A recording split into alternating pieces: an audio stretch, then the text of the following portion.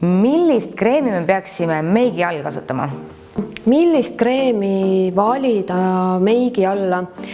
Kreem valige ikkagi vastavalt oma nahatüübile, aga kui te olete poes, siis te saate teha ühe hästi kiire testi. Ja see on see test, et võtate poeriiulilt testri, panete naha peale ja vaatate, kas see hakkab rullima.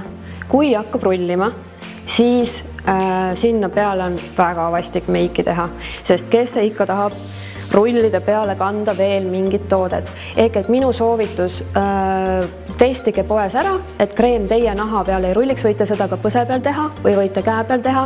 Kui käed on mustad, siis muidugi võib ka muidu mitte rulliv kreem hakata rullima. Siis kindlasti nuusutage, vaadake, et teile lõhn sobiks. Ja komponente vaatate ka, aga need siis valite juba vastavalt oma nahatüübile.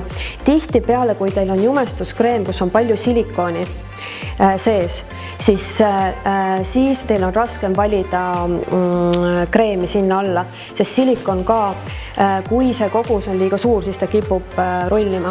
Aga kui see ei ole see teema, siis üldiselt kreeme ikkagi järjest rohkem tehakse nii, et nad sobiksid enamus meigi toodetega kokku.